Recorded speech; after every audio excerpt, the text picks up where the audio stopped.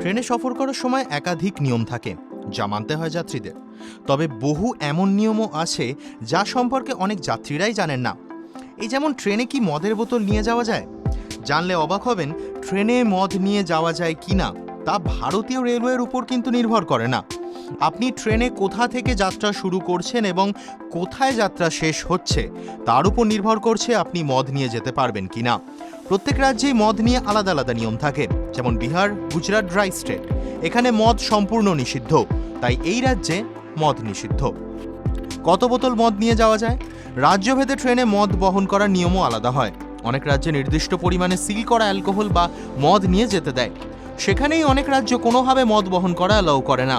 তাই মদের বোতল নিয়ে ট্রেনে ওঠার আগে রুট অনুযায়ী সেই সমস্ত রাজ্যের আবগারি নিয়ম জেনে রাখা উচিত। ট্রেনে কি মদ্যপান করা যায়?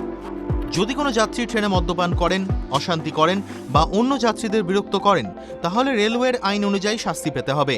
ভারতীয় রেলওয়ের 1989-এর 145 ধারা অনুযায়ী 6 মাসের জেল এবং 500 টাকা পর্যন্ত জরিমানা বা উভয় শাস্তিই হতে পারে।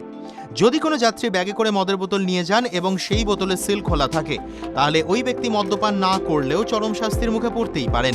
রেলওয়ে প্রোটেকশন ফোর্স বা রেল পুলিশ পরিস্থিতি অনুযায়ী পদক্ষেপ করতে পারে। তাই ট্রেনে সিল খোলা বোতল না নিয়ে যাওয়াই শ্রেয়। TV9 Bangla digital.